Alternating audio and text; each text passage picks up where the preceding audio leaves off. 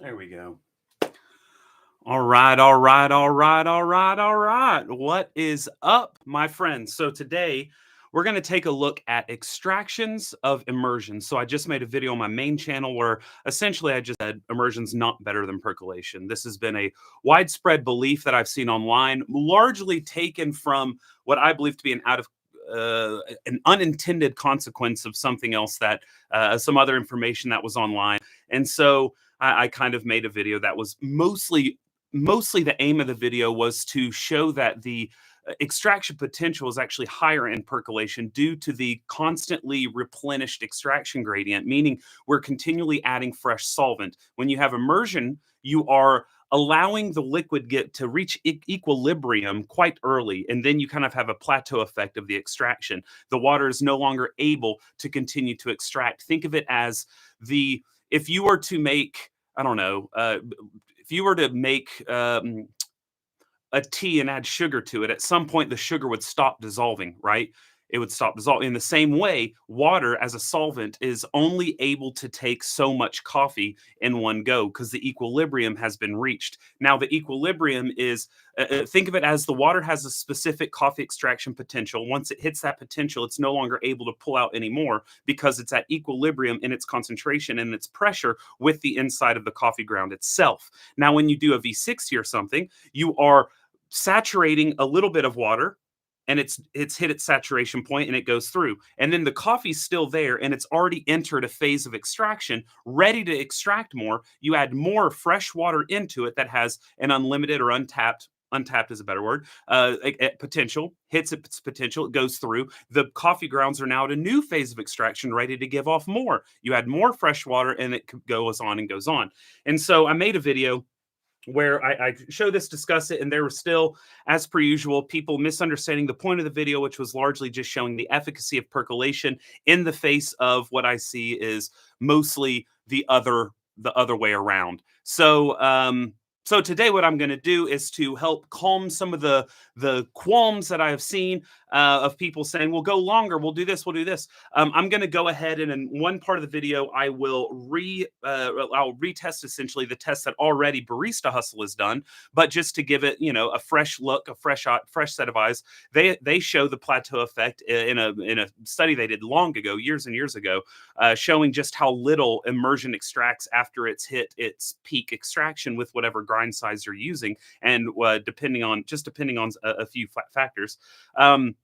And then I also have my French press out. People were saying, "Oh, if you stir more, oh, if you let it sit 10 minutes, we'll do a couple with that as well," just to show where it's at. But I got my kids' whiteboard. I alcoholed it down so it's nice and it's as clean as it's going to get. And we'll track the TDS and extraction yield at 5, 6, 7, 8, 9, 10 minutes with cupping, and then 11 through 16. Now I just have enough bowls for because it'd be too much to juggle all that at once. I have bowls, so it's fresh with each of these, because every time you take some of the coffee out of a bowl, it's going to throw off the amount of water in there, obviously. So I didn't want to do them all with 1 cup or all with 2 cups or whatever. So instead, I'll do them all once on what I believe are the most important numbers, and then I'll just take a second sample for the other ones because it's only a few milliliters, so it shouldn't throw it off too bad. But I don't believe the second half is going to be nearly as important as the first half. You may ask, why am I starting at 5 minutes and not at 4 minutes? It's because in typical cupping protocol, you break the crust at the 4-minute mark. So I want to give myself time to break the crust at the 4-minute mark, clean the top of the cups, and then take a sample at 5 minutes for my first bowl. Then when it hits 6 minutes, take a sample for my second bowl, 7 minutes, 8 minutes, 9 minutes, 10 minutes, and then we'll do 11 minutes, 12 minutes, and start all over yet again. And then we'll go into French press. And as I'm going, I'll try to follow along with the chat, which is available to those of you who are my Patreon. So if you're watching this later and you're wondering why you didn't get a notification for live, it's because most of these go just to the people in my Patreon to interact live. And then this gets posted for everyone afterwards. But anyway, yeah, so the point of this is not to show one is better than the other. I said that in the original video as well. The extraction efficiency doesn't necessarily mean better, especially in non-espresso. I do believe in espresso, extraction efficiency will always yield a better cup. But when we're looking at filter coffee or just lower strength coffees in general that aren't reliant on huge amounts of pressure and super finely ground coffee, I don't necessarily think that extraction efficiency is always best. But again, I made the video in the face of a widespread belief I've seen online on many videos where I just say percolation is more efficient. I'll have so many people rebut me in the comments, so always citing the same source. And so the point of the video was more so to discuss extraction gradient, solvency, and percolation as a higher extraction potential candidate when we're looking at extraction over a period of time. So even in that video, there are people saying, "Oh, if you would have done a 10-minute French press, the extraction would have been higher." Yeah, probably a little bit higher, but the V60 was done in 3 minutes, which is less than the 4 minutes I gave the French press. So even still, the argument is moot because percolation was more efficient in less time, right? So any way you look at it, it is more efficient. There's no real getting around it. But I figured, you know what? I'll set this up and we'll get some numbers that aren't just held with Barista Hustle. There have been other studies they've done that have not agreed with their methodology and some of the results. So might as well do it ourselves as opposed to just relying on that one bit they did years ago. So let me reheat my water. I already had it heated up so that it wouldn't take long on camera. I have all my coffees ground. I am using a Kopi coffee. This is the Villa Camilla washed pink Bourbon from Colombia. So it is on the lighter end of things. I did that purposefully. I didn't want to do a dark roast because I think a lot of people who are really into these more nerdy things tend to drink lighter roasted coffees. Obviously, that's not everyone, but I wanted to give a better reflection of lighter coffees because so many tests that are done, especially funded tests in labs and whatnot, are always funded by big commodity coffee companies. And so all these tests that we have access to typically center around really dark roast, like supermarket coffees.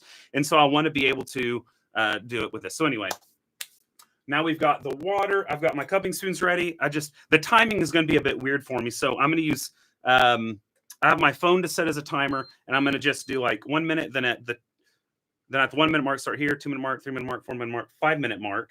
So that means all of that. So since I'm doing the 16 minute here, this needs to read, I guess, 21 minutes, which I'll have for my phone. So my phone will be nonstop going. At 21 minutes is when I'll take my final reading. I believe that math's right. We take the sample here at 5 minutes, take the sample here at 6. We start the timer though, so it's 1 minute delayed from that. So it'd be at 7 minutes. Yeah, that's right. That's right. So fused coffee, like most mom and pops, medium to dark scale, all degassed. Wouldn't that remove the solvent problem to French press? Would it plateau later in the extraction? Mike explained. No, because you have you'll extract it even sooner in that situation. You won't have more extraction as it keeps going. It'll top out a lot sooner whenever you're doing that. So no. All right, let's get this going. And I'm going to. Oh, I need to get this on a scale. Let's do this. And start.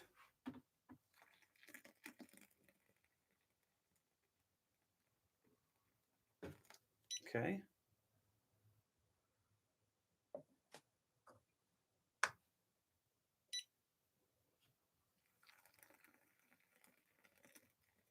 I gotta be quiet because I gotta hit my numbers exactly.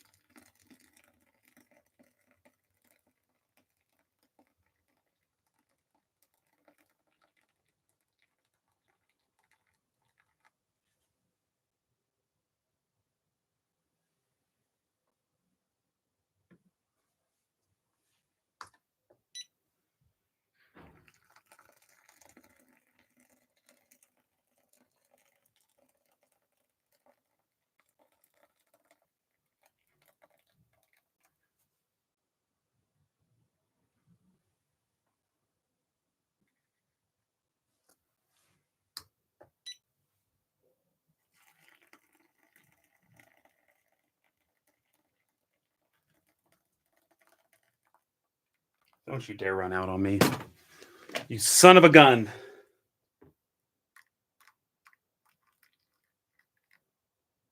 There we go. All right, all of them 205, essentially right on the dot. Okay, so now I've got to do some quick. One thing I didn't take into account. Come on, Ugo, where'd you put my pen? There it is.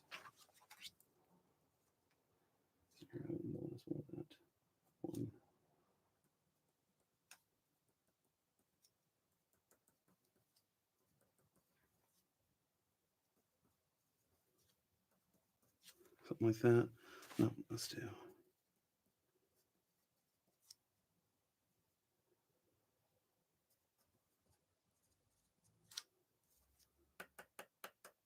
There we go.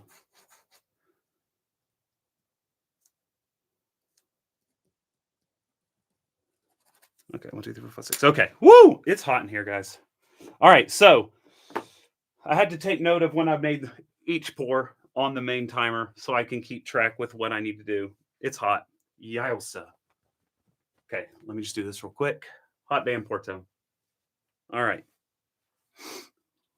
All righty. We're almost at the 4-minute mark where I'll break the crust, clean it.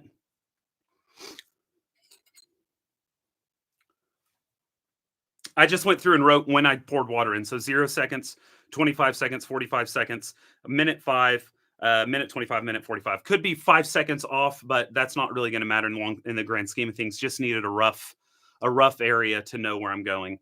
I know my final pour ended at just shy of 2 minutes. All right, so that just gives me like an idea. We may be a few seconds off, but it's still going to tell us trends, which is all we're here for. All right, 4 minutes. I'm going to break. I'll look up at chat here in a bit. I'm just making sure we get all this dead on point, and we're at 4 minutes. I like to do a full out stir. All right, gonna wait till about 4:20-ish. Do the next one.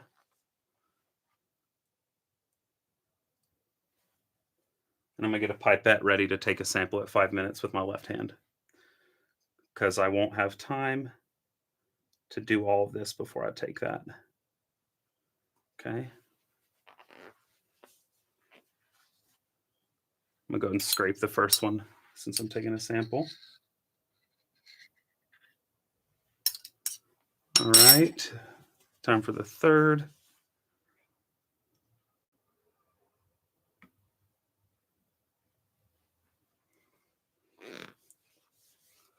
Okay, gonna get my sample for the 5 minutes.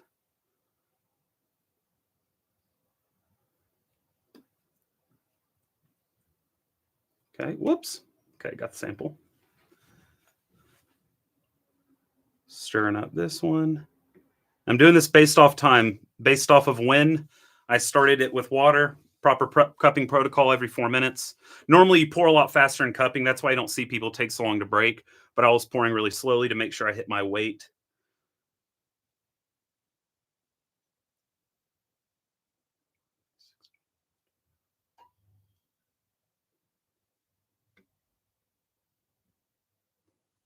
Okay.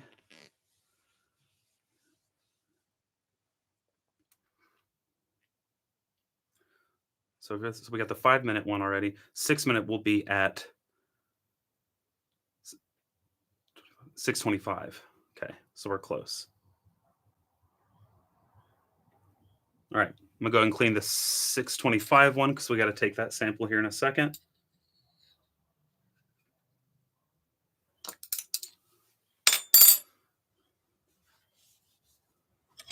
All right, let's get a pipette ready.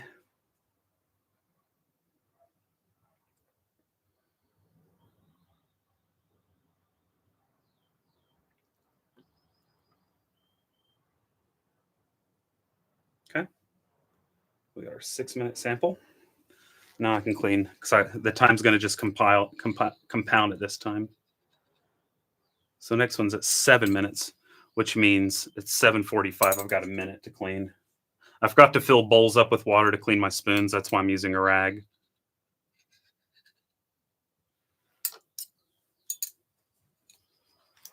All right.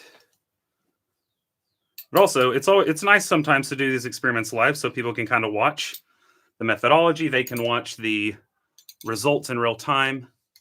7:45 is the 7 minutes. I got 43 seconds. Okay. And I have these in pipettes, so they should be fine. They're going to be cooling down. They'll be fine to hold off to measure for a little bit. All righty. So I'm going to go ahead. I got my refractometer here. I'm going to go ahead and I filter out. You should filter these samples because they're filled with oils and colloids and many particles and stuff. So what I like to do, instead of wasting all those syringes, I just take a little 49 millimeter espresso bottom paper filter, whatever you want to call it. I fold it in half, and then I just filter it through the cone. All right. There we go. All righty. So now the next one will be 8 minutes, which will be at 9:05. So I got a minute and 5 seconds. Cool. So I'll go ahead and measure the first one. So we're going to take this, shake it up a bit. Already calibrated the refractometer. Let's go ahead and get this reading. Calcium? Yeah, I'm on.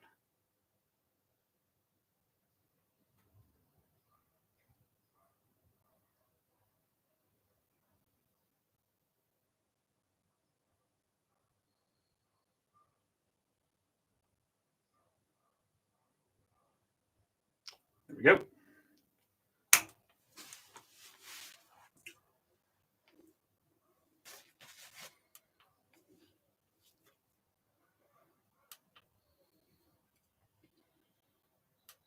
All right.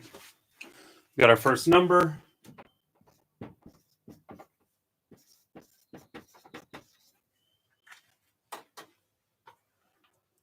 Okay, getting another pipette. Now, mind you, I go quite fine when I do cupping, like really fine. So these should read decently high. And I do it to kind of expose any potential defects in the coffee since I'm cupping my own coffees all the time. All right. Got that one. The next one is, so we had, so we got 5, 6, 7, 8, 9. Wait, 5, 6, 7, 8. Where's that? 9:05. 9, which will be at 10:25. Okay. 10:25. We got the next one. 10:25. Don't go away, timer. 10:21, 10:25. 11. So that should be at. That'll be at 11. That'll be weird. 10:25.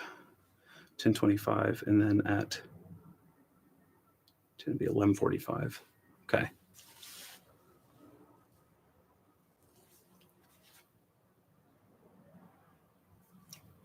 This is taking much more concentration than I thought. Yikes.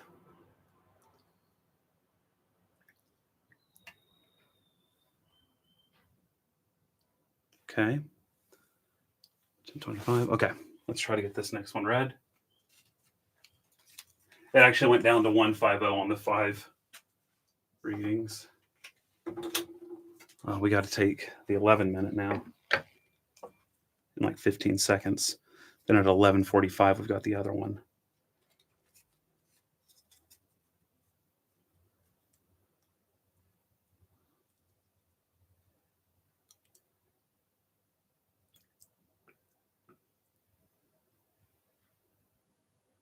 Okay. So the double digit ones, I'm going to put horizontal in front of the bowl if I have to double up on some of these. It's an 11:45. Then the 12 minute will be at 12:25. Woo!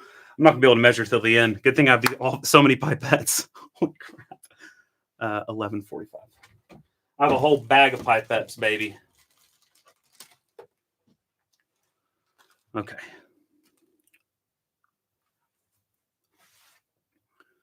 $1.45. And that one's at 12:25. Yeah. 13:45. Okay.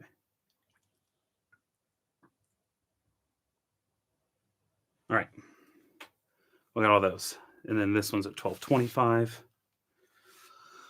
Woo! Yeah, I might as well focus on this so I don't mess this up. Let's see where we at. Where are we watching? Sorry for joining late. We're watching me be stupid, and we are measuring extraction over time in a cupping. Then we'll do some French presses. French presses, I only have this one of that size, so we're going to keep that one much more chill, much more laid back part of the video. Right now, though, I've got to concentrate on these stupid things. But and I'm hot as heck. If you missed that part, it's a scorcher today. Okay. Pipette. All right. Then we have we got the 11, the 12, the 13 will be at 1345. So that's in a minute. Oh, I got time to do a measurement now.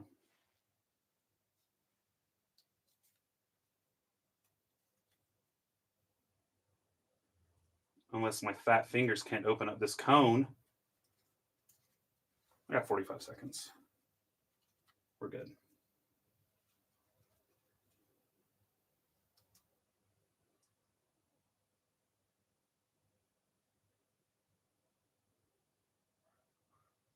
Yeah, we're good. We're Gucci. All right. 1345. Yeah, 1345.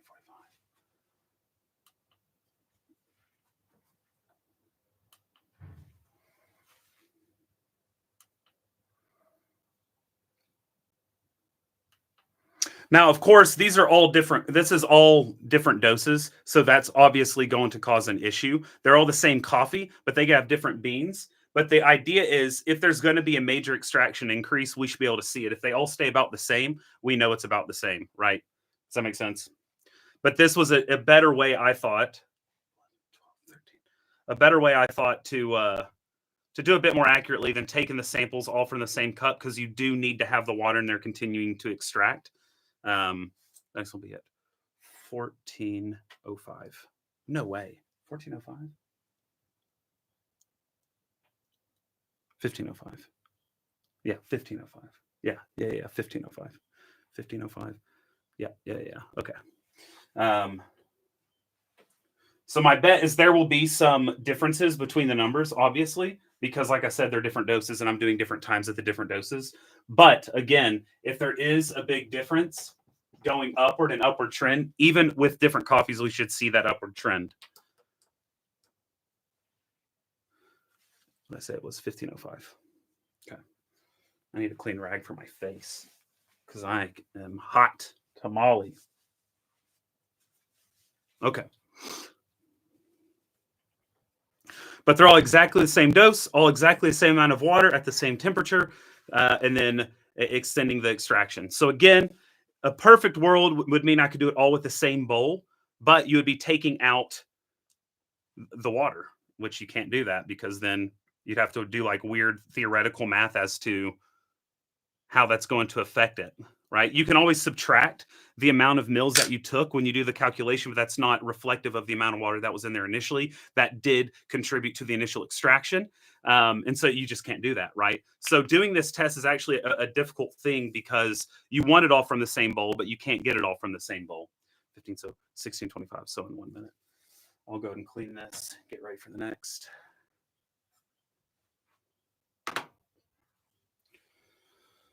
So it's an annoying thing altogether. Doing this that's the thing is there are people who I'm curious. I need to go back and see what their methodology was at Breeze Tussle because I can't imagine if they did it all from the same bowls.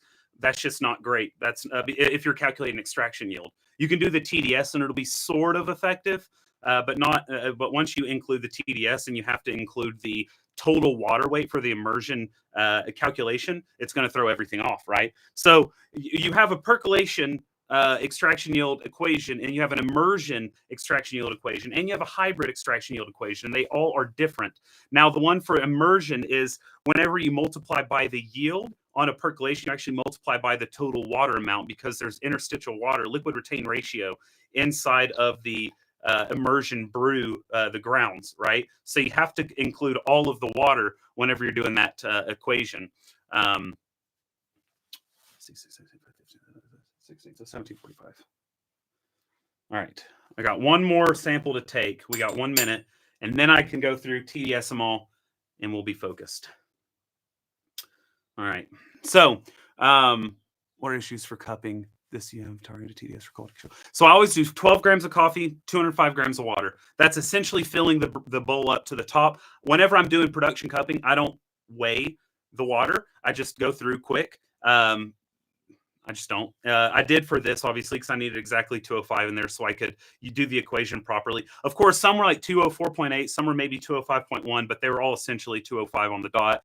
In the maths, that might affect it by 0.01% extraction yield, which is inconsequential for what we're doing. We're looking for big trends, and that's it. If there's not a big trend, then nothing doing, you know what I'm saying? So it doesn't really matter. All right, the last one.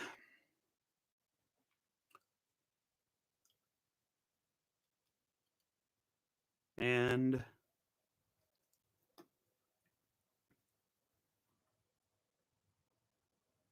okay, get some in that bulb. And there we have it. Okay, now I can go through, properly finish up these TDS readings. Okay, so we've got 3-minute one here. Yeah, so again, just to point out the obvious flaw in this is I'm taking from different bowls. All the same coffee, roasted, same bag, everything. But the obvious issue is it's not the same extraction. There's always going to be differences in the extraction, the amount of agitation. So my bet, what I'm assuming is going to happen, is that we will have slightly undulating TDSs essentially throughout. I think it'll essentially peak where it's at here, and you won't really see much of a change going throughout the rest of these. That's going to be my assumption. There will be little differences, like one be 1.5, 1.45, 1.48, 1.53, 1.54, whatever it could be. But I do think there will be slight undulations due to the simple fact they are different brews, different aggressions. I did 3 stirs each, but they could be different aggressions, whatever it might be. But even still, it shouldn't really matter. It'll likely be largely more concentrated on the amount of beans in each one. And when I say amount, I don't mean weight. I mean the amount, right? Because there can be beans that weigh less than other beans, and some of these could have 54 beans, some could have 51, right? And that's going to contribute differently to the overall extraction. But it should be minute, is my assumption. It should be minute.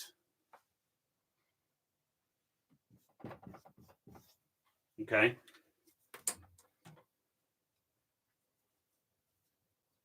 I'll quickly do the extraction calculation right after this. I should get these TDS measurements done. And then I will attend to chat. But yes, you have to filter these. Someone's asking, why didn't I filter the V60? Well, you don't filter filtered coffees. Simple as that. A filtered coffee is filtered. There's no intense oils or microfines or anything like that that could skew the reading. Okay. All right, let's go ahead and pre-fold some of these as this is reading.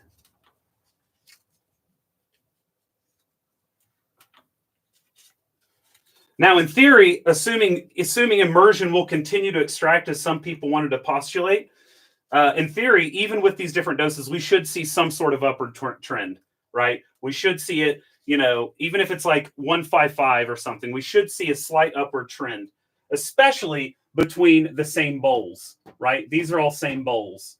So that's one of the reasons I wanted to take also same bowl, is to allow us to see a trend in the same bowl. Let's see if this will equalize. I also have, if all of these stay at like that 145, I have an assumption for why this was 1.5. And that's because I was doing color readings with this grinder before, which I do really finely. I did purge about 6 grams of beans, but there could have been a little exchange. And if that were the case, there would be maybe like half a gram of essentially Turkish grind coffee in it, which could skew the extraction a bit more, but it could just be a higher extracting bowl. So far, I say these are all the same. They're the same. There's no difference between those. Okay. Okay.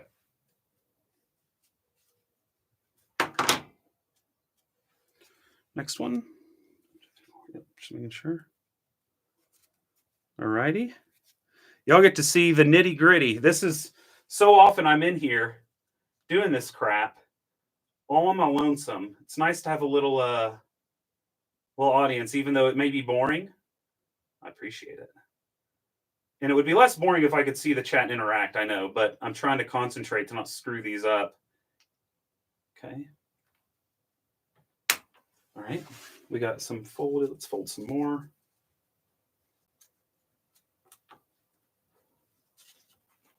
Now, if we saw one go up to 1.6 or something, then there would be something to that. But so far, we're not seeing that, right? We're seeing all within the same realm. But the big tell will be this one, this one, this one, this one. If we see a big leap, because those are same bowls, right? And I'm only taking out like 2 or 3 milliliters. So we could adjust the extraction equation, or we could keep it. In fact, adjusting it would lower the extraction yield. We could keep it the same to give it the benefit of the doubt. But let's see.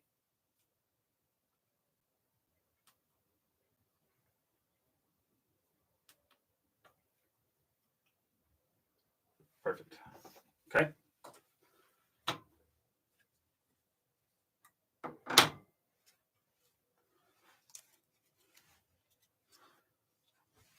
Right. So far, we're not seeing any clear upward signs. They're all extracting essentially the same. Again, they are different brews, so we'll get better clarity whenever we go over to the same brew, same everything. Okay. Let's see here.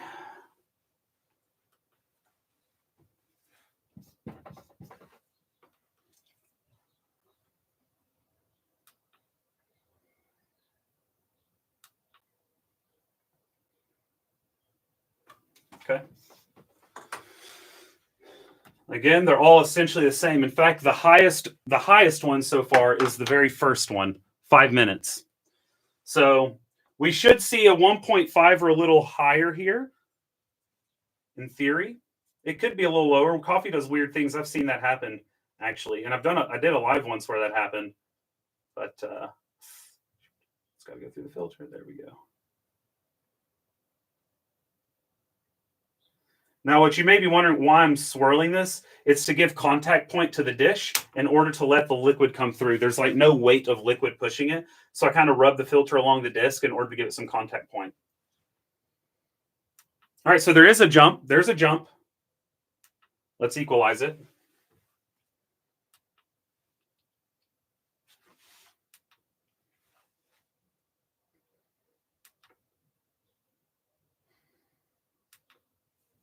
It's a 6-minute jump in time. Put in the chat what you think the jump in TDS will be. What do you think the jump in TDS will be? Let's see who gets closest to the closest hundredths.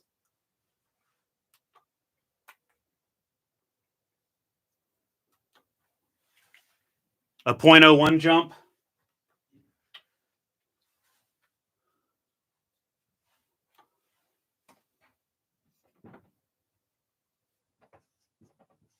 .02, baby. All right. Let's see what this one's at.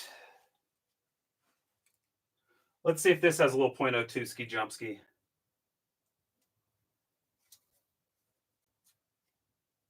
Oh, I like to shake my sample up. There we go.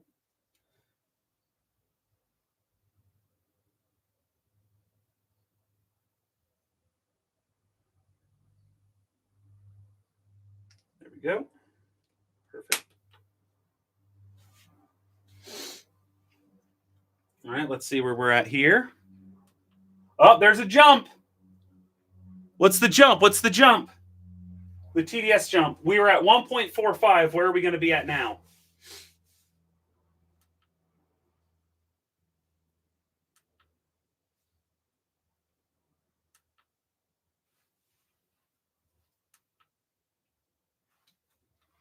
$1.48.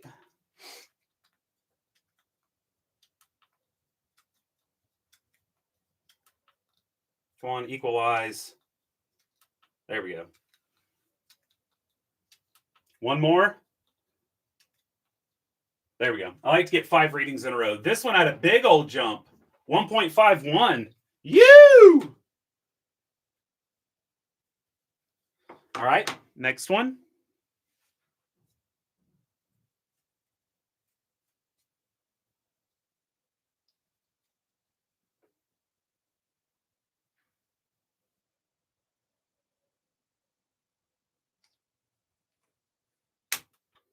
Okay, and then I've got 3 more, so I need 2 more of these folded up. All right, we're at 146. What's going to be the new number? 146. Are we going to see another jump? This differential was 0.06. This one was 0.02. Will we see maybe a 0.08 here?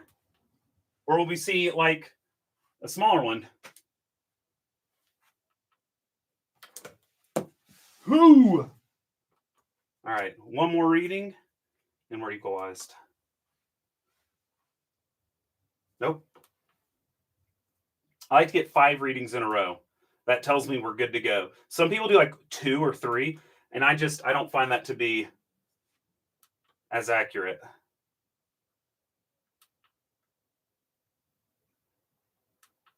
Now, you don't want to sit here and do it forever because the sample will cool rapidly.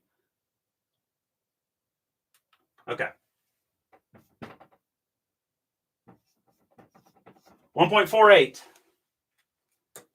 All right.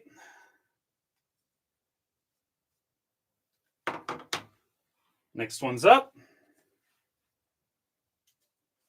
You can see where this is heading, though. It is plateaued.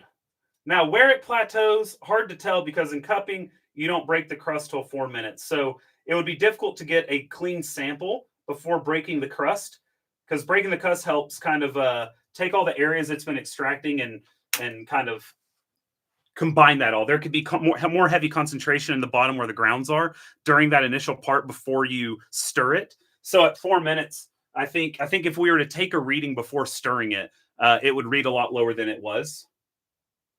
Stirring it is a necessary thing so. Okay. This one we're going to be at.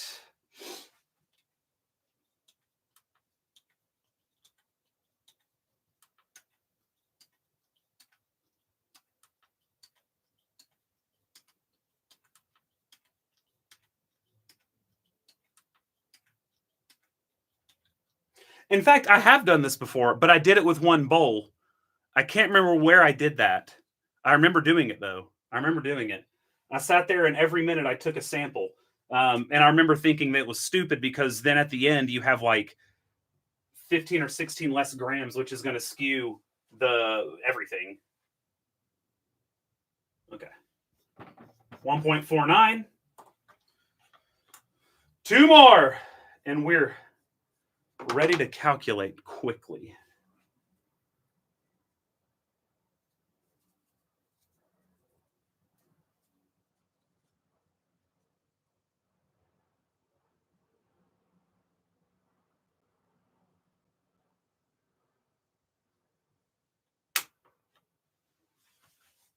Okay. Come on, baby. Come on, baby, baby. Go ahead and put the 1, save some time. Will it be a 1.5 something or 1.4 something? That's the question.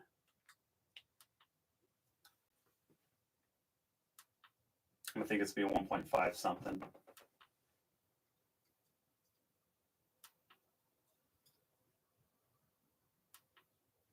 Come on.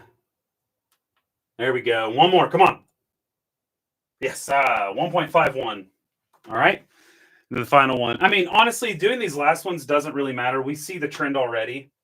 There's not going to be some sort of magic happening at 16 minutes, but I already have all the bowls out here. Might as well friggin' do it. Might as well friggin' do it.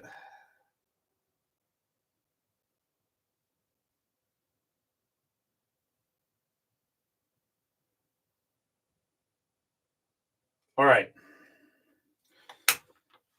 There we go.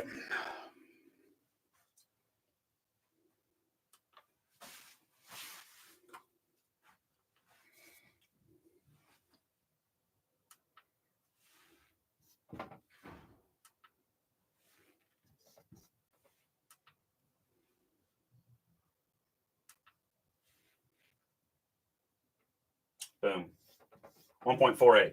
All right. Looky there. Looky there, my friends.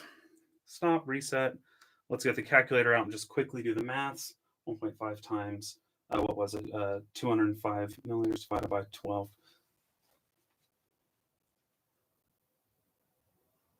That seems odd. 1.5 times 255 grams.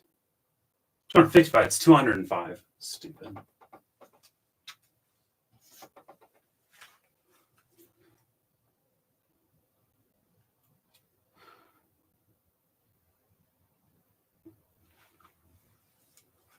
Well, that seems off. That extraction yield seems way off. But we're going to put it down anyway. It says it's a... I think that extraction yield's way off, which means something was wrong in something. Maybe I measured 15 grams of coffee and thought I did 12. Regardless, I know I did them all the same. We're going to go ahead and put what it says down, though. 25.63. That's a laugh. But it doesn't matter because we're looking for trends. We know that the refractometer is solid and constant, so it doesn't super matter.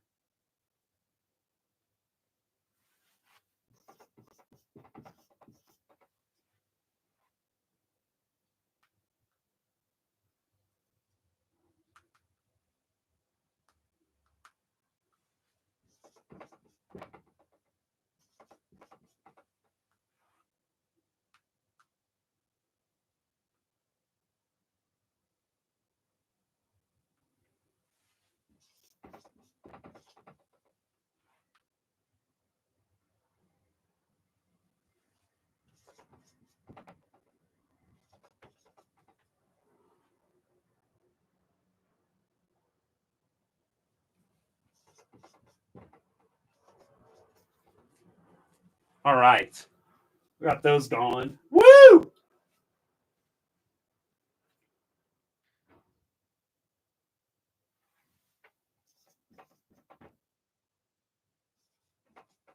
I'll read this out to you. Don't y'all worry.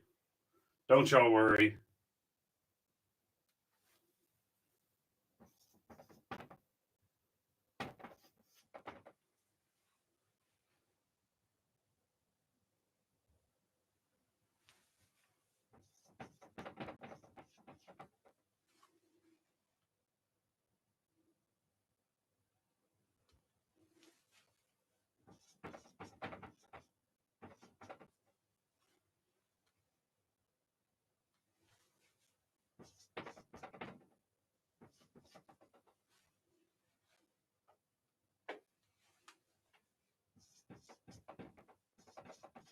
Okay. You know, honestly, with how fine I grind and the fact that I'm using SSP brewers, those numbers maybe could be accurate because I grind fine. I mean, I'm at, you know what? Maybe I can just kind of show you. I don't know if y'all can see how well you see this, but like it peaks up. Look at that. I go fine for cupping. So you know that could be accurate. I know that in James's video he did like a 25% French press when he was at a 1, if you remember that. So actually that could be accurate. When he was at a 1 on his EK, which is espresso, he got like 25%. So that could be accurate as far as the extraction yields, but regardless, that means I cup at really high extraction yields. Jeez Louise. Anyway, what we see here though is it's not increasing.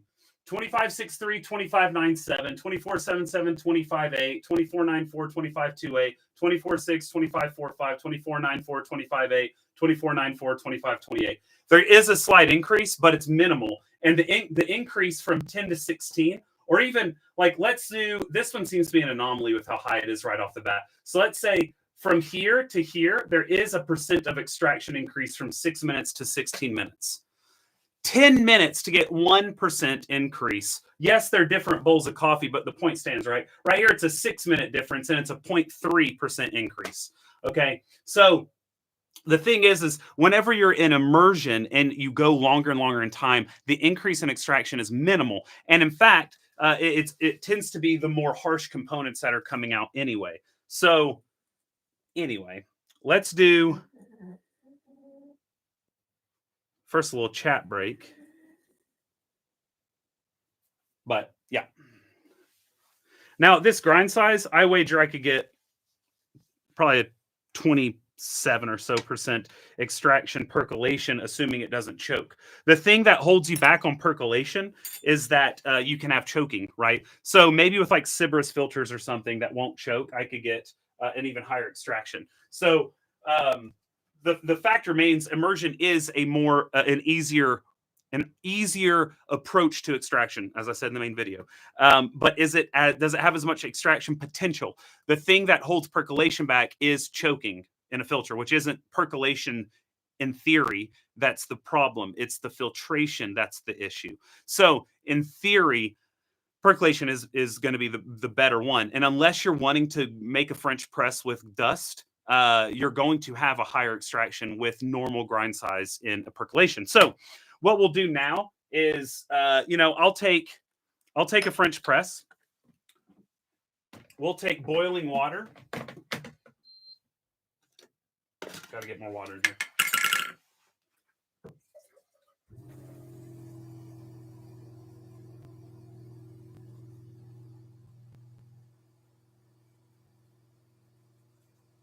Oh, this will be fun. What I'm going to do is I'm going to use my typical V60 grind size, but I'm going to do a 5-pour brew. And then I'm going to let this V60 sit, and I'm going to stir it every couple of minutes and let it sit for like 10 minutes or so. And we'll see how that goes. So I'm going to be doing about a 680 micron burr gap. No, we'll go a little coarser because I'm doing 5 brews. I don't want it to choke up. We'll just do 700.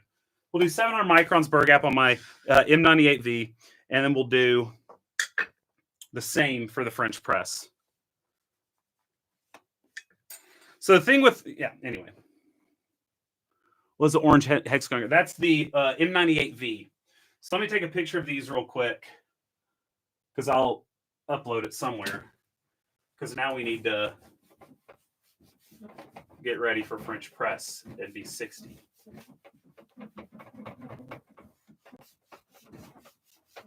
Do you feel like you're back in school with your teacher erasing the whiteboard? I guess they don't do whiteboards nowadays for anybody that's like Gen Z, but I had chalkboard too. I was kind of in the middle, right? I was in the middle of the new tech whiteboard and chalkboards being taken. Just a little alcohol, make it a little cleaner.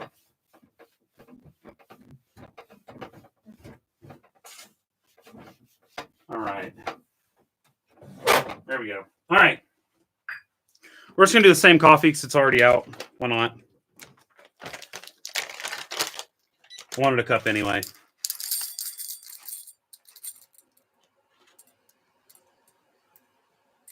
$15.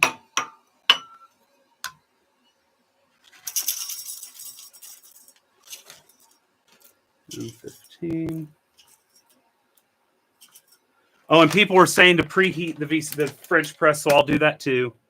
Let me get this in here, and I'll pour hot water in there. Okay, we got those. There's still water in here I can use to preheat. Yeah, that's still hot. Cool. Preheat the V6, the French press. Let that sit there, get hot. Okay. Grind these up. Actually, let me get the paper in the way. V60. Midnight. Yeah. How do you? Maybe you can do more to see if you reach 1.5 with 12 grams. I don't know what you mean by that. Just take my back to that first bowl again, just for the fun of it. I mean, we can. It's cold now.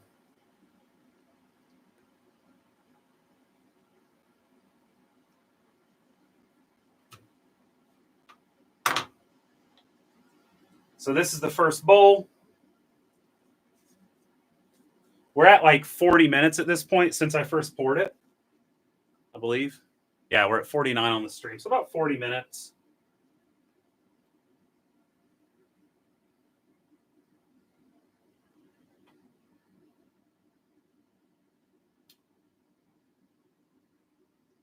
Okay.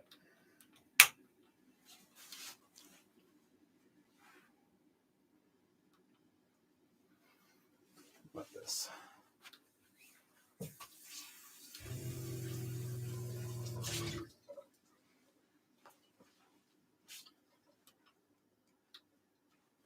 So if you remember, it went from 1.5 to like 1.54, I think.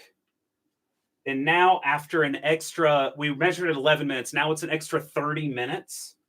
We are at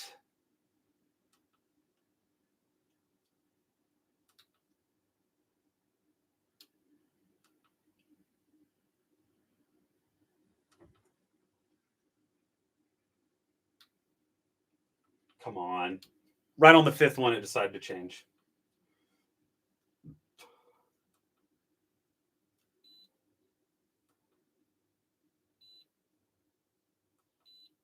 Okay. We're at 1.62. So in another 31 minutes, it did move, but about 0.08. About 0.08. All right, so we've got this. I need to get the decanter.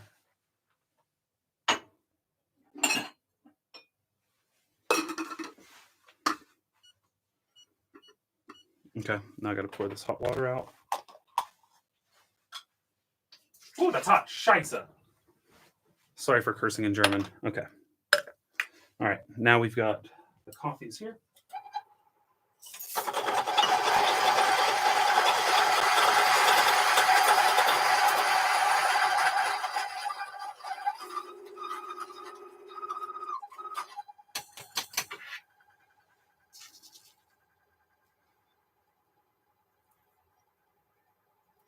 All right.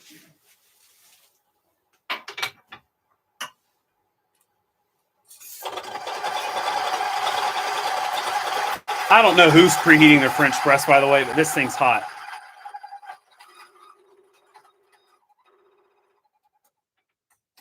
All right.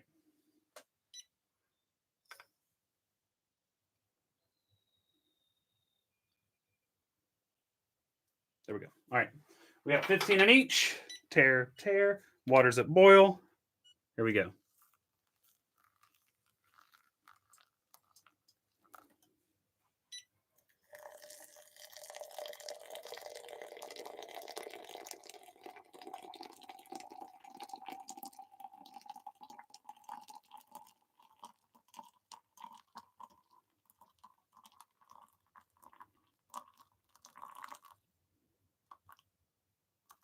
There we go. 250.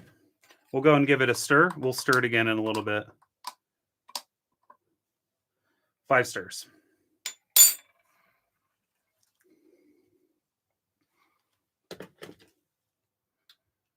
And people said leave the lid off. They were saying the metal was leaching heat, so I'm leaving the lid off.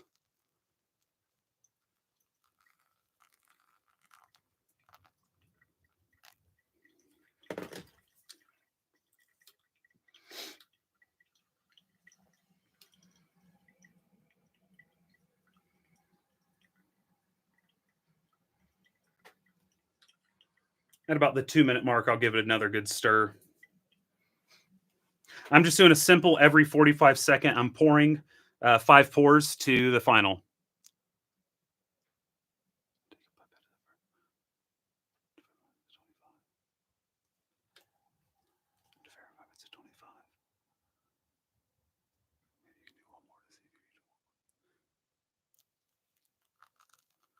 Well, all of them were at 25, right?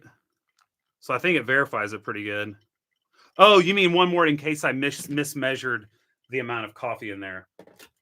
Yeah, that's fair. I could do that. That's not hard. I'll do that. I can do that after this.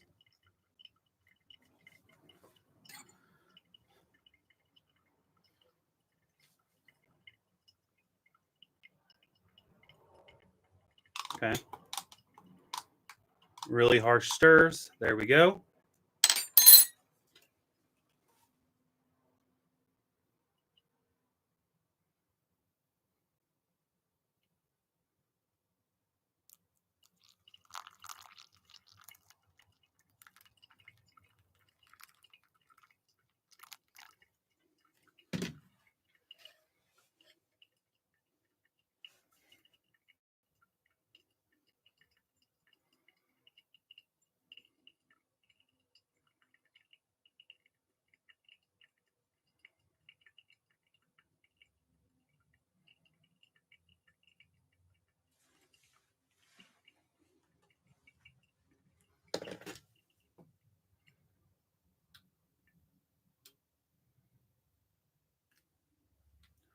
All right, we're about to be at our final pour, and here we go.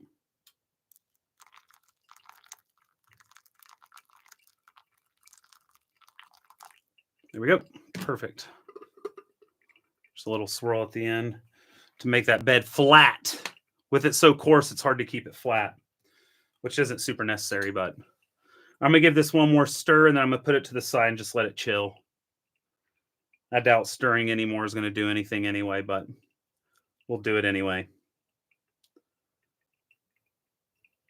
So remember, this is going to be done draining at 345. This one we're going to let sit for a lot longer, so there will be a lot more contact time, but I still think we'll likely have a higher extraction with the V60. It's at 345 at final drain, and at 345 I'll give this one more stir.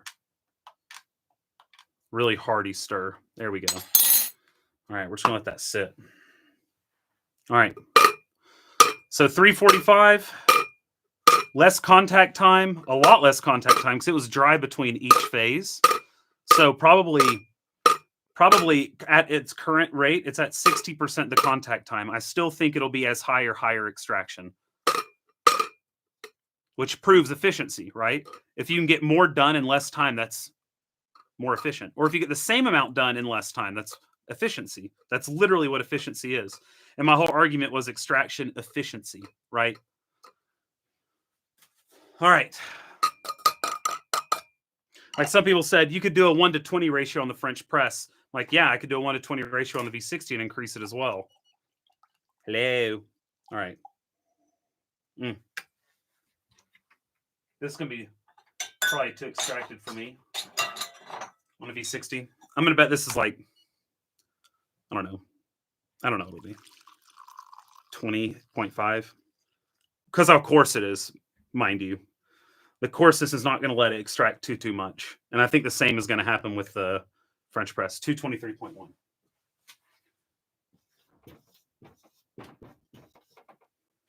Okay. I had a pipette drop earlier that's clean. So let's get this bad boy filled up. Boop. Kind of pees a bit. There we go. Nice. There it is. We'll just put this here for now. Clean out the refractometer. Oh, it's already clean. I've got brewing water in here, which we'll do a little clean for just because we're switching it up. Microfiber always.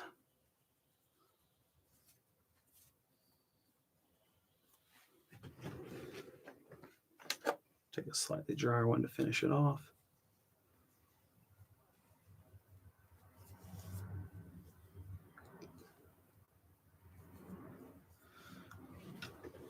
There we are.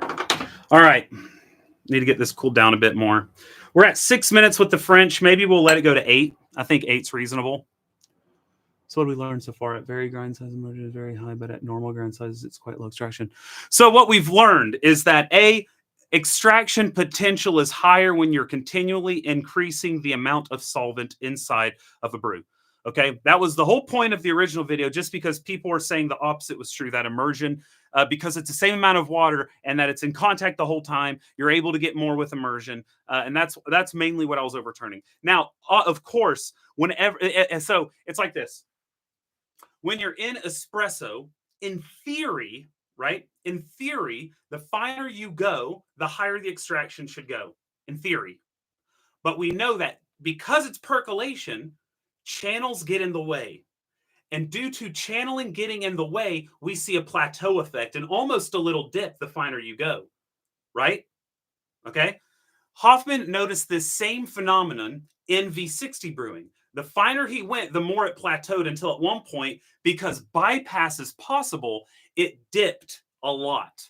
Okay. At some point, the water has an easier time going through the paper filter and around the bed than it does going through the bed of coffee, because you've increased the amount of cake density to the point where it's much easier to go around the walls of the paper. So what Hoffman is showing with his little graph is that the finer you go, what's holding you back is not only channeling like an espresso, But ooh, fun. But also the fact that the cake gets so dense, the water has a much easier and preferred time going through the paper filter and bypassing, causing lower extraction. We know in espresso that's not possible. You can only channel heavily, which we've noticed doesn't really cause a dip in extraction. It just causes a plateau effect. What the French press and immersion brewing has going for it is it does not have that plateau effect. It does not matter if, as long as you're stirring, you'll still have channeling if you're not stirring, but it does not matter if you are. It does not matter if you are go. What am I trying to say? It doesn't matter. The finer you go, it doesn't really matter because I need to get a cup. I need to do this before I lose my mind. Um, what cup? You know what? We're just gonna use this funky cup. I can get a pipette in there. I don't really need to weigh the output, but so the finer you go, you don't have the option for bypass. You don't have the option for channels as it percolates. So in reality, there is no the theory that there is an espresso where the extraction will keep going up the finer you ground is reality in immersion, making it better in the sense that there's no bypass, there's no channels. There can still be heterogeneous extraction if you're not stirring. There can be that because pockets of coffee will want to be hydrophobic. So as long as you're stirring it, it'll be fine. But due to the equilibrium balance, there will be a ceiling that is lower than percolation to an extent. Okay. So if we say, okay, 100 micron grind size, what's better, percolation or immersion? Okay, immersion is because percolation has built in issues like bypass and channeling that you cannot get around the finer you go. In theory, if we didn't have such an issue with the bypass and with channels, then percolation would still be higher potential. But the fact of the matter is, when you get really fine, water will find the path of least resistance. However, in immersion, there is no paths because there is no flow, there is no percolation. It just sits and it meanders. I think that was a really good rant. I hope that you enjoyed that rant. Give me props for that rant. That was nice.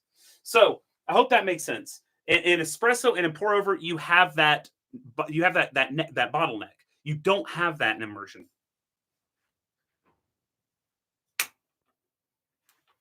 Okay. The other was 250 grams of liquid. We had, well, it was actually 250.3, I remember.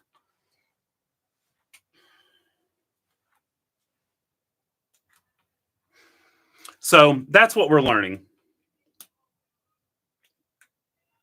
And what I think is the most important rant of the video. Let's see if we can get a thing. Sometimes it'll do reactions whenever I do that. That's awkward. All right, we're reading this extraction.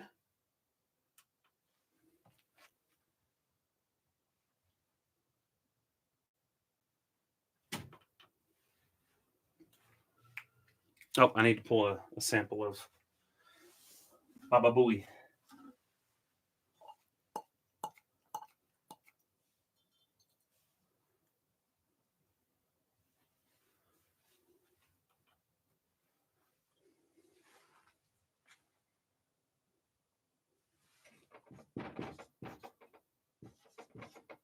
I told you this is right around where I like to drink it.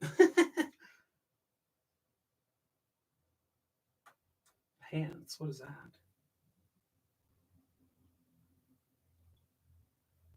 Okay. All right.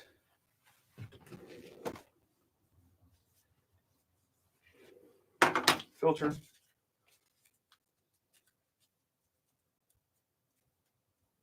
So remember, we just had a lot more manual agitation, 3 different sets of agitation, and 8-minute brew versus essentially probably 2 minutes and I'd say around 2 minutes and 20-second total of contact time on the pour over. So honestly, I would not be surprised if this was a little higher extraction, but I'm going to guess it's about the same regardless. I'm going to guess it's about the same, if not a little less.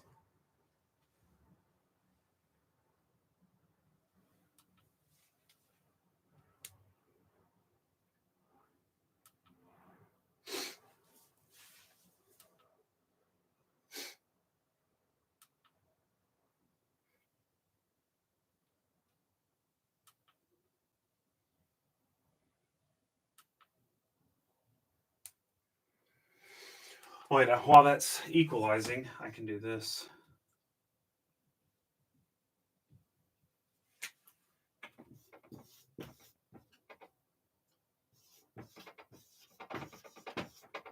All right.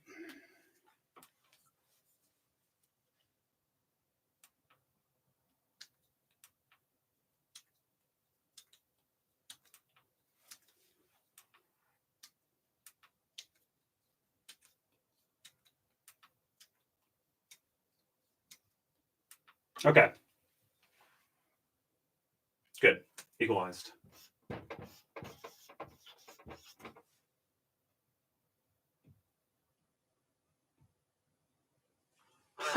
Look at this.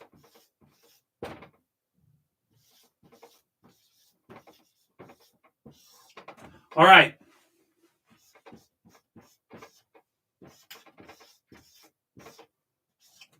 So this was at 700 micron burr gap on my Coffee Monolith Max. 5 pours on a V60, probably about 2 minutes and 20 seconds total of contact time, because between each pour, it drained out to a dry bed, even on the like all of them. So if maybe just 2 minutes of contact time, right? This had 8 minutes of contact time, and it was stirred 3 times. So there was a ton more contact time with this. Yet this one extracted slightly higher. They're about the same, 1883, 1889. So, I mean, what are you going to do, right? That's kind of the point, right? Is efficiency. Efficiency is what we're looking for. Extraction efficiency. And in typical grind ranges,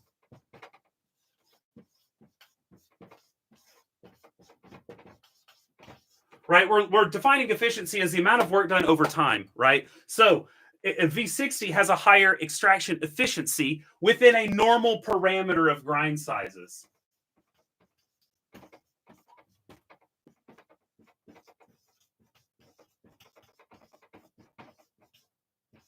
So V60 has a much higher efficiency during normal parameters. Now, of course, the finer we go, remember, the finer we go, this is fine grind size. This is coarse. Okay. This is Turkish. This is cold brew. In this area, yes, immersion does win. Okay. But over here, percolation wins hands down as far as efficiency. Okay. Now, again, this happens in espresso too. When you were looking at percolation, it has a couple of big downsides. And those downsides, just so we have, I'm just taking pictures of these if people are curious about it later.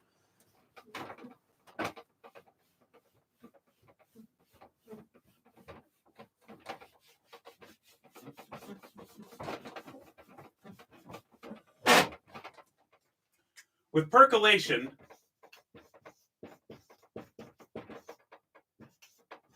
whether it's espresso or a V60 or the like, cons, when the puck density is too high, goes up, we have channels heterogeneous extraction. Okay, which means that the extraction on an XY axis is going to start here. It's going to go up, and then it's going to plateau. Okay, so this is grind size, and this is extraction yield. Okay, so that's what it's kind of look like. As the finer we go, the higher it goes up in extraction, then it kind of stays. The reason for that is there's no bypass. So in espresso, we have our cake, we have water coming down, and we have espresso coming out. There's no bypass around that cake. We could have heavy currents here, and we have heavy currents here. But the finer we go, the more it will extract these areas. Those areas could be at 34% extraction, whereas these middle areas could be at 19% extraction. And overall, it'll hit 25% extraction. Whereas if you go coarser, so let's say this is right here on the curve. If we go coarser to here, what we can have is a bed, water coming down, and it comes through evenly. so that this part is 25% and this part is 25% and this part is 25%. Okay, so the issue we have in percolation is that the finer you go with espresso, it's no bypass, this happens. Now, this doesn't happen with just espresso. It also happens with no bypass brewers. So we have the tricklet and the pulsar, which looks the same with little valve. Okay, these have the same issue. You have a cake, you have water coming through, and then as that cake gets more dense, or as that filter, that's the other thing, is we have another variable in no bypass brewers. We have the filter that can clog. As that thing down here gets clogged up with coffee grounds, it's going to slow the water going through. As the water is getting slow going through it, it's going to try to find areas where there's less fines clogging that paper filter. And it will roll through those areas, causing the areas surrounding those little portions of less concentrated fines to be over-extracted. So you could have an area here that's over-extracted and here. So you could go finer with a no bypass and get a similar graph as this extraction yield one, based off of the evenness of flow. Now, due to it being not under pressure, I don't think it will be as extreme as espresso. I think because espresso is under pressure, it has kind of a more extreme situation. This will just take longer, though, to drip through due to gravity. Now, with a V60, the issues we have is we've got a V60, but then on the inside, we've got a paper filter that's held off by ridges. These are just signifying ridges. And then we have our cake of coffee. We have water coming in. Now, normally with our V60, the water is nice. And it goes, you know what? These coffee grounds are big enough. I don't mind going through this largely. Now, maybe a little bit of me will get lazy. Maybe a little bit will me get lazy. But largely, I'm going right through that bad boy because it's a bit easier. It's nice. It feels cozy in there. But the issue with the V60 is as we get finer and finer and finer, this turns less into a nice cushy bed of rocks and turns more into a hellscape of thumbtacks. Okay? It turns into cement. That water goes, no chance, idiot. No chance, idiot. And it bypasses a lot. And that's why Hoffman, on his graph, he saw coarse down here, fine down here. He saw increase, increase, increase, decrease, decrease, decrease. Whereas with immersion, he saw increase, increase, increase, increase. And that's because immersion doesn't have this issue with water running to the path of least resistance. It's not percolating. There is no running of water. It's not happening. It's sitting with the coffee. But what it does have is an issue with equilibrium. Now, what I mean by equilibrium, very simple physics, right? Very simple. All I mean by that is this.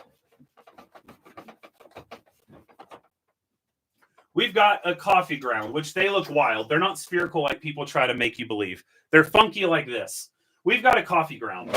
Now, inside this coffee ground, CO2, and I'm going to say G for goodies. Okay? But if we're looking at the tunnels, so there's tunnels to get in.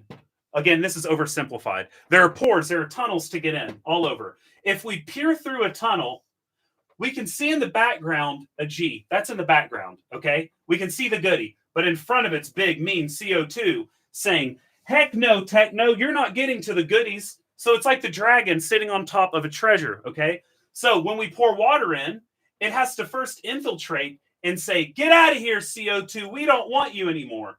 So then we look in the portal and we see the goodies, okay? And behind the goodies, there are B for baddies, okay? We don't want the baddies. Now, normally we might want the baddies, but we don't want the baddies in this situation.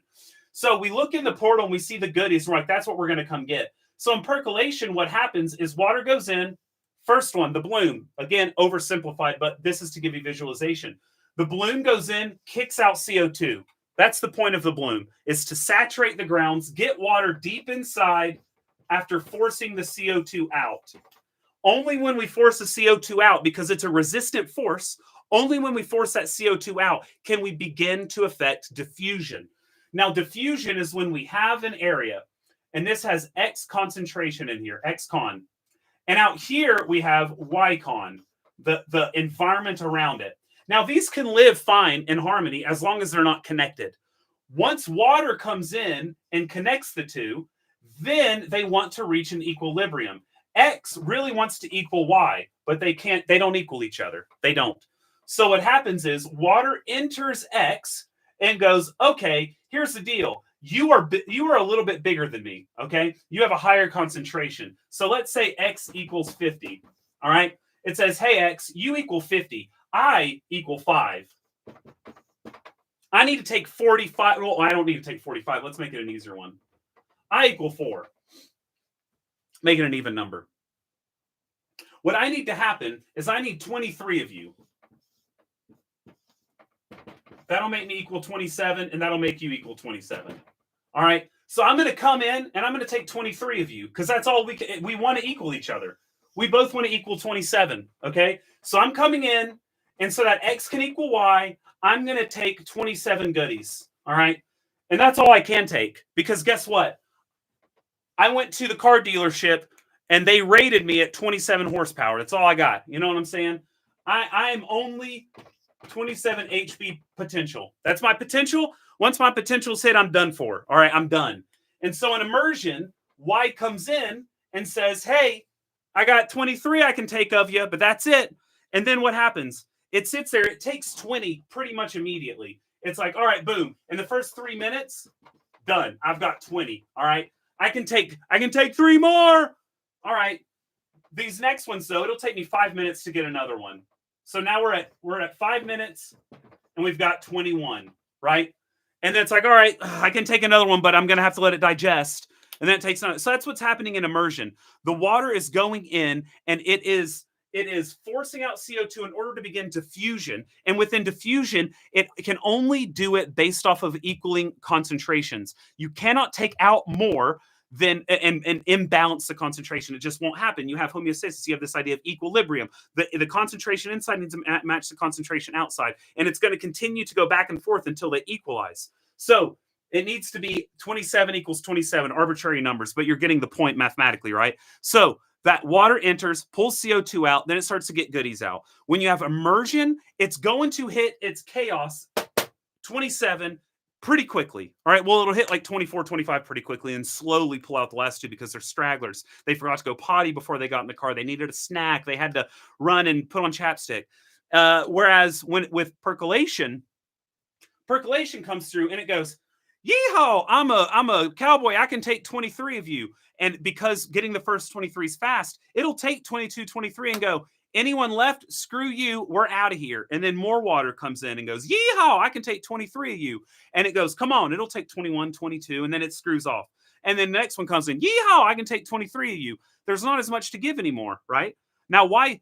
Obviously, this is a broken analogy because Y only had 27 to give in my original one. And okay, you get, or 23 to give, but you get what I'm saying. So it's coming in, it's able to take a lot. And so it takes what it can and then it leaves. It takes what it can, then it leaves. Obviously, volume plays a part here too. And so okay, so actually this initial one, sorry, I'm fixing the analogy on the run. This is only capable when you do full amount of water, right? Only a full amount of water, like a 1 to 16, is going to be able to take 23, okay? When we do a little bit, it's able to take like 10, right? And it goes, okay, I'll take the 10 and leave. The next one's able to take like 8. Okay, I'll take the 8 and leave. And so you're able to compound it more efficiently whenever you're doing little drive-bys. Beep, beep, beep, beep, beep, okay? Anyway, that was a lot. I think I explained my point pretty clearly, though. And I think if you're watching this, you should by now be convinced that there's no argument that percolation isn't more efficient. Now, you could argue that across all grind sizes, percolation is not because it can't do fine grind. Okay, fine.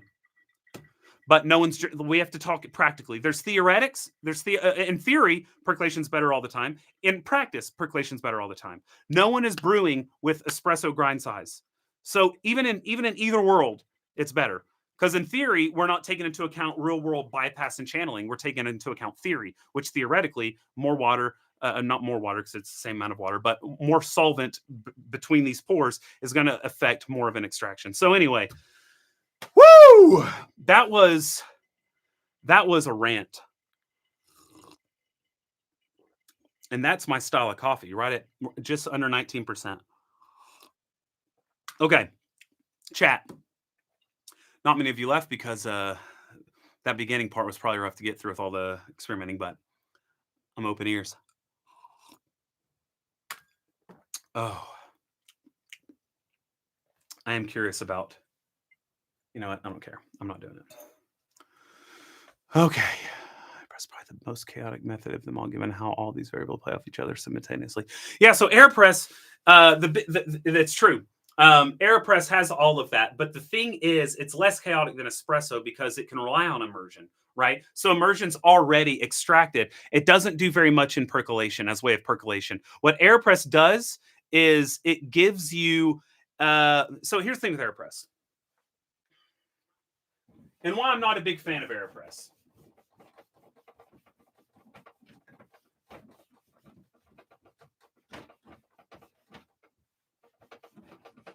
Are y'all ready? Buckle up. Buckle up, my friends. I'm not a big fan of Airpress. Okay, here's an Airpress cap. All right. So with the Airpress, and of course, I mean, we can do the little plunger here too. Okay. Here's the thing with the Airpress versus like a French press. Okay, and I won't put in the plunger yet. French press, coffee, water. Airpress, coffee, water. They're both coffee and water, okay? After 4 minutes or so, whenever you're done steeping, this hits its equilibrium. Equilibrium is hit. It can't really extract much more. For the most part, equilibrium's hit. As we learned, it can go up a little bit over 10, 20, 30 minutes, but we're not doing that.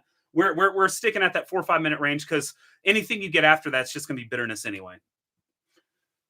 We steep our Airpress, even 2 minutes, let's say 2 minutes, with the heavy aggression a lot of people do. We're essentially at equilibrium. Let's say we're at EQ -1. We're just shy of equilibrium, okay? So there's not much more that water can give. With a French press, you have the option of putting that mesh right here and not pressing. And what this allows is as you pour it, if you pour it nice and slowly with that mesh right there, those grounds will gather here. And the liquid will all go through the grounds. And the grounds actually act as a filter if you pour slowly enough.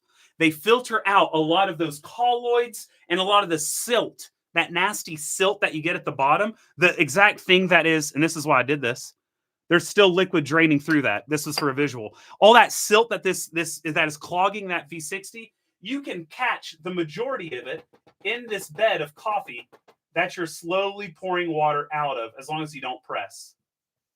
Okay? So we have water being caught right there. There's no pressure being added. There's no emulsification happening. There's none of that. It's just good old gravity fed through a nice filter that's even more effective than a paper filter overall, and into our cup to give us a pretty clean cup of coffee. Whereas with the AeroPress, we're not really benefiting much from the percolation aspect of it. We're not, because it's not doing very much.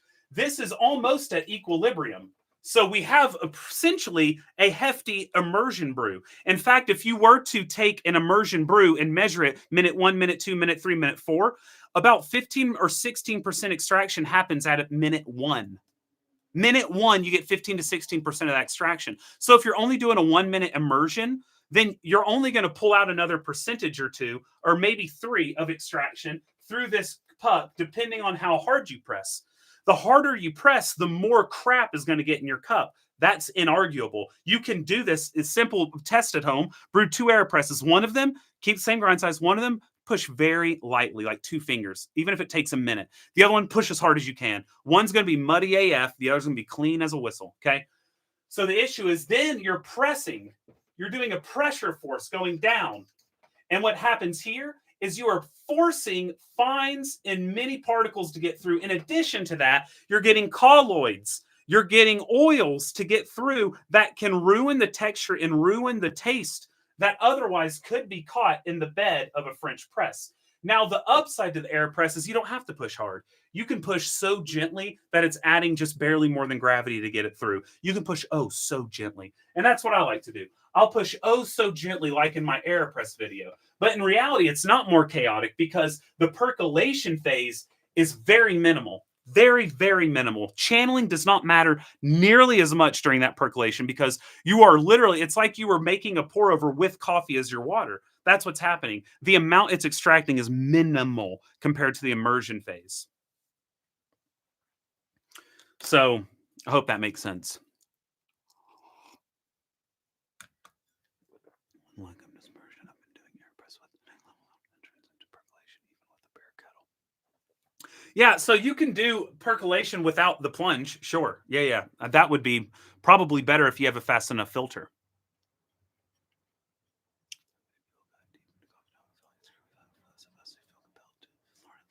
Heck yeah, I'm glad you enjoy it, Philip. The deep cuts, they're fun for me to do. I like doing them. I'm a little scared. I really liked actually some of those rants I just did. And I'm a little scared. People are going to click on the video, see the 45 minutes of me measuring extraction and click off. And I want them to watch it because I'm quite, oh, that smells really bad. There's such thing as, no, that's, and this is actually not very good either. I brew with boiling just because people are saying do boil, and I don't like it. I don't like it at all. Anyway, hope you enjoyed the rants. I feel really good about those rants. I love using a whiteboard. I love it. I hope the visuals were helpful. But yeah, so AirPress is not. I don't think it's nearly as chaotic as a lot of other brews, but it is interesting. That is for sure. But anyway, thank you for watching. I hope that you enjoyed it. I hope you learned something new, or I hope it helped you understand something a bit better than before. But that is it for me today. I'm going to go and watch the U.S. Open, and that's about it. Thank you so much for watching. I hope that you brew something tasty today, whether it's immersion or percolation. I don't really care, as long as you find it enjoyable. Thank you so much. Cheers.